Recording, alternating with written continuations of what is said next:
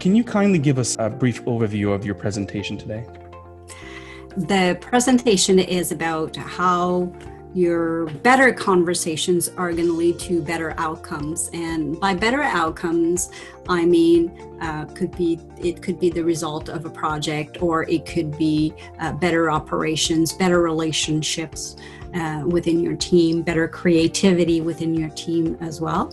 So we went through some of the challenges that stop you from having better conversations. And then we saw a few tools to improve those conversations, so that instead of having only 1 out of 10 conversation that hit the mark, then you have more than that, and you can help others do better as well.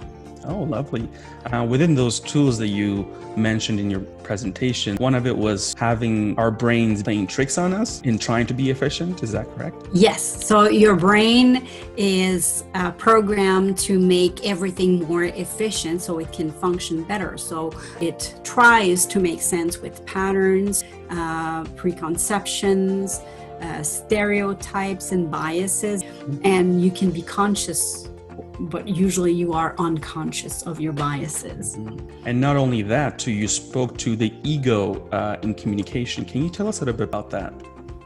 Yes. So the ego is part of who we are, and it protects your sense of identity. If your ego is bruised and feels it has to protect you, then it becomes a very focused point, so that you no longer are able to connect with others. Yeah. If the ego controls you rather than you being in charge of your ego.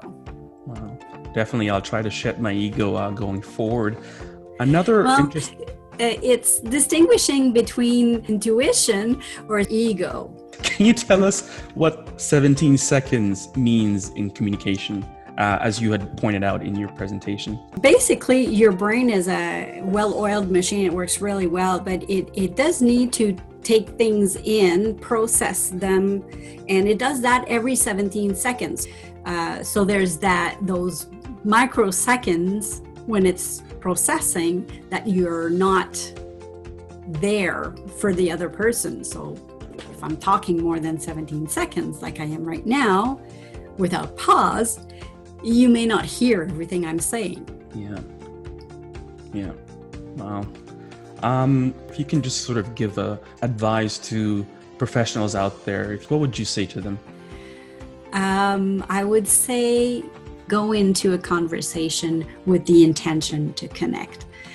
State the purpose of the conversation so that people don't make their own interpretations, because they will. Yeah. Okay.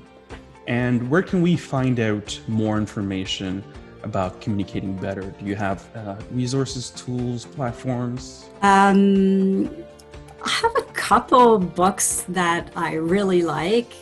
So Conversational Intelligence by Judith Glaser is a really good book. It's very accessible to anyone. And I also have this one here. It's called Change Your Questions, Change Your Life by Mary Lee Adams. So those are pretty much my favorite. Okay. Well, thank you so much for taking the time to give this presentation and to sit with me to have this one-on-one. I really appreciate you coming in, and I'm sure a lot of our viewers will certainly find this very valuable. Thanks, Nadine. Thank you very much. It was a real privilege.